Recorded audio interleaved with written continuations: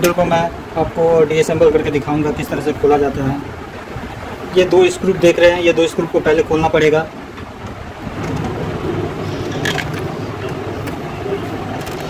तो दोस्तों ये 2 स्क्रू को खोलने के बाद ये आसानी से ये फ्रंट पैनल आपको बाहर की तरफ आ जाते हैं।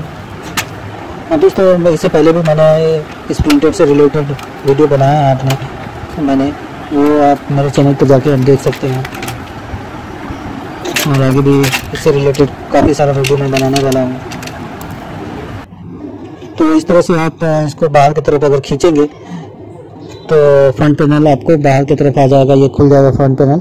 ये प्रिंटर को खोलने में कुछ ज़्यादा प्रॉब्लम नहीं आती है, इजी है। आप ध्यान से देखिएगा कि मैं कैसे खोल रहा हूँ, इस प्रिंटर को डीअसेंबल कर रहा हूँ।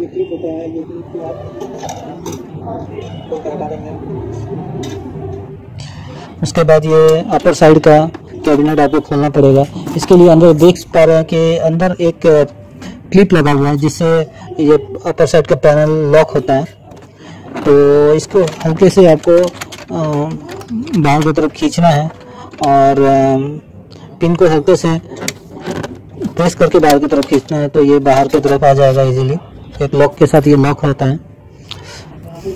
उसके बाद देख सकते हैं ये सामने 1-2 स्क्रू दिखाई दे रहा है, इसे भी खोल देना है आपको। दोस्तों मेरे चैनल पे अगर आप नए हो तो जल्दी से सब्सक्राइब कर लीजिए, और क्योंकि मैं प्रिंटर्स रिपेयर से रिलेटेड काफ़ी सारी वीडियो बना रहा हूँ और बनाऊँगा, तो वो सभी आप इजीली आप देख सकेंगे मेरे चैनल पे। और इस प्रिंटर से रिलेटेड और भी वीडियो मैं बनाने वाला हूँ, वो भी आप इजीली देख पाएंगे। तो जल्दी से आप मेरे चैनल को सब्सक्राइब कर लीजिए।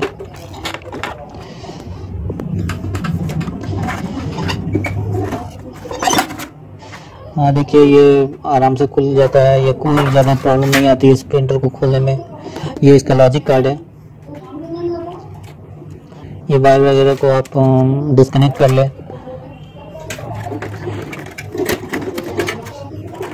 बाद लेफ्ट साइड का ये पैनल आपको खोल लेना है। हल्के हल्के से आप बाहर की तरफ खींचेंगे तो ये बाहर की तरफ आ जाएगा।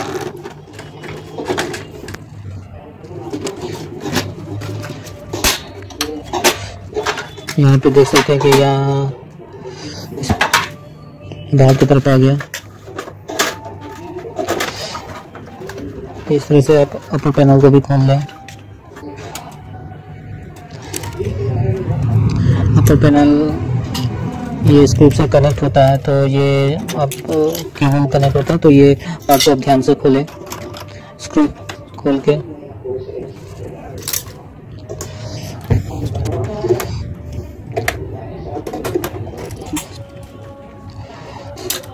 किसी भी प्रिंटर को रिपेयर करने से पहले उसका डीअसेंबल करना बहुत ज़रूरी होता है, सीखना, क्योंकि डीअसेंबल अगर आप ठीक तरह से न कर पाएंगे तो प्रिंटर को रिपेयर भी नहीं कर पाएंगे। तो डीअसेंबल करना बहुत इम्पोर्टेंट पार्ट होता है एक प्रिंटर रिपेयर करने के लिए। और इस प्रिंटर में ज़्यादा कुछ तो नहीं है, डीअसेंबल ऐसा कुछ हार्ड नहीं है, आप इजीली कर सकते हैं। सिर्फ मेरे वीडियो को ध्यान से देखिएगा दोस्तों, कैसे मैं डीअसेंबल कर रहा हूँ इस प्रिंटर को।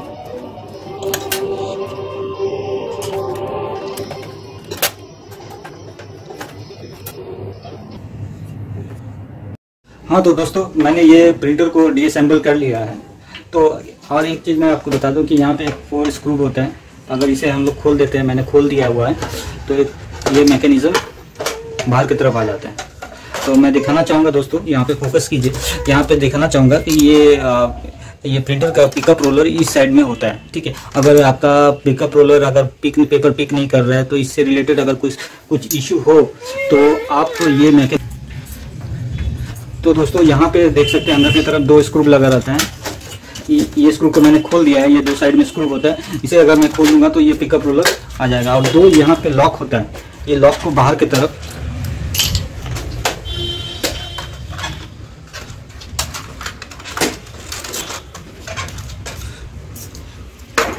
दो लॉक होता है। स्क्रू खोलने के बाद ये 2 लॉक इस तरह से करेंगे तो ये बाहर आ जाता है।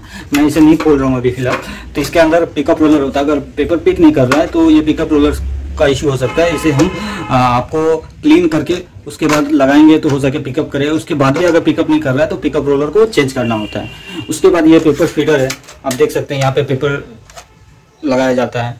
और उसके बाद यहाँ पे सेंसर है, अगर यहाँ पे अगर पेपर कुछ फंस रहा है तो आप ये सेंसर को आप चेक कीजिएगा। ये सेंसर होता है, ये सेंसर कभी कभी काम नहीं करता है, इस रीजन से यहाँ पे पेपर फंसता है। आपको मैं इससे पहले भी वीडियो में बता चुका हूँ कि पेपर अगर किसी आपको देखना पड़ेगा पेपर कौन से एरिया में फंस रहा है, तो उस हिसाब से हम लोग काम करते हैं।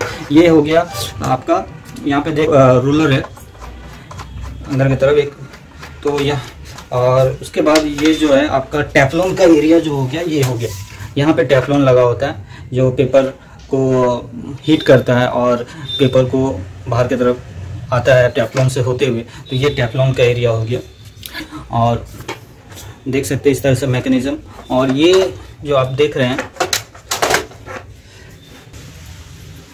ये लेज़र का हिस्सा है, यहाँ पे लेज़र लगा हुआ है जिसके कारण आपका प्रिंट या जेरोक्स होता है। ये जो लेज़र है तो ये आप कभी कभी पेपर में कुछ कट आ रहा है, कुछ प्रिंट जो आ रहा है वो कुछ कटा हुआ आ रहा है हिस्सा, तो वो लेज़र से रिलेटेड इशू होता है। तो हमें ये हिस्सा को खोलकर इसको क्लीन करके फिर से लगा के चेक करना होता है कि पेपर, उसके बाद आपका डेफिनेटली वो इशू रिजॉल्व हो जाएगा। तो मैंने काफ़ी कुछ आपको और देख सकते हैं ये साइड में, आपके लेफ़्ट साइड में ये जो होता है ये SMPS है प्रिंटर का, ठीक है।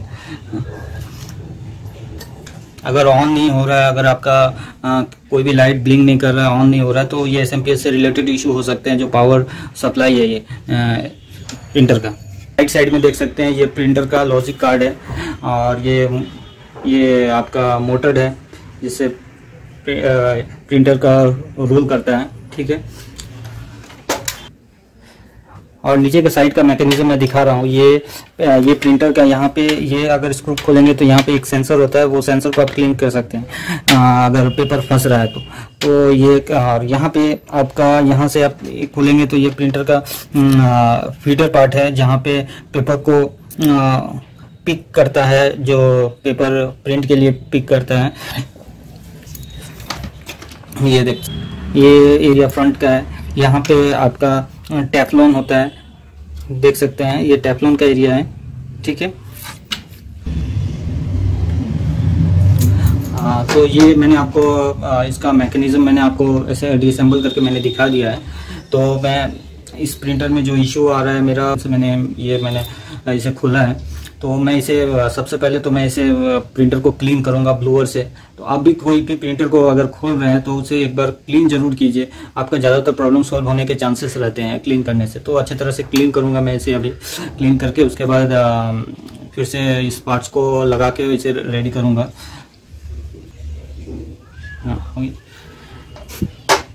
कि ये प्रिंटर का लेज़र का हिस्सा है। तो इस प्रिंटर में जो इशू है, मैं इस हिस्से को क्लीन करूंगा, अच्छे तरह से क्लीन करके देखूंगा, क्योंकि लाइनिंग आ रहा है, इस रीजन से भी हो सकता है थोड़ा डस्ट हो जाए, लेकिन मुझे देखने में नहीं लग रहा है कि यहाँ कुछ इशू है, काफ़ी क्लीन है। फिर भी मैं थोड़ा क्लीन करूंगा इस हिस्से को।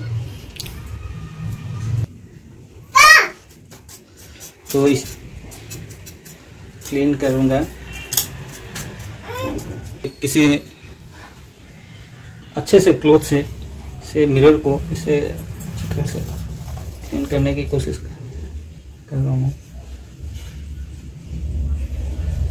तो ये लेंस है, बहुत सेंसिटिव पार्ट है ये, इसे सावधानी के साथ आपको क्लीन करना पड़ेगा। अगर सावधानी के साथ नहीं करते तो ये खराब भी हो सकता है। तो इस एरिया में आप खास तौर पे मैं बताऊंगा कि इसे आपको बहुत सावधानी के साथ यहाँ पे काम करना है। चलिए, मैंने लिया है।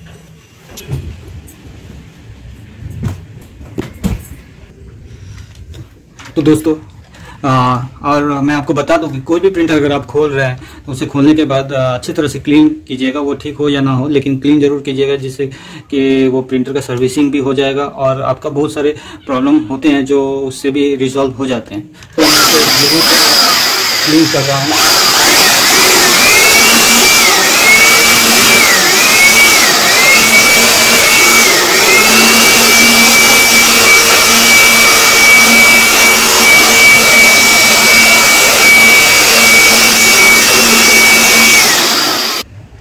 तो मैंने ये प्रिंटर को अच्छे तरह से क्लीन कर दिया, ब्लूबर से भी क्लीन कर दिया, लेंस वगैरह सभी कुछ क्लीन कर दिया, सारे पार्ट्स को। और ये जो हिस्सा लॉजिक कार्ड और इसका SMPS प्रिंटर का, वो सारे मैंने क्लीन कर दिया है ब्रश से और ब्लूबर से। और ये अभी क्लीन है, तो मैं इसे अब फिर से सारे पार्ट्स को मैं एक एक करके लगाऊंगा। तो दोस्तों मैं आपको बता दूं, इसका पार्ट्स लगाने के लिए आपको जिस तरह से आपने इसे खोला एक एक करके, उस तरह से आपको उल्टे क्रम में इसे फिर से लगाना होगा, जिससे कि आपको कोई असुविधा ना हो।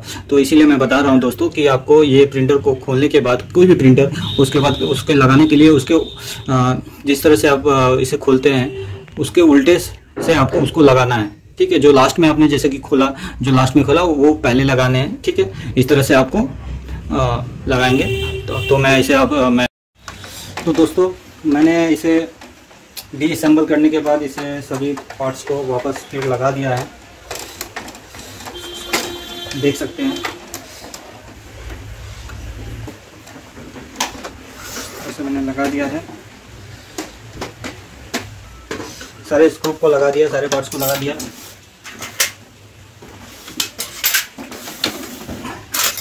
ये पेपर फीडर है।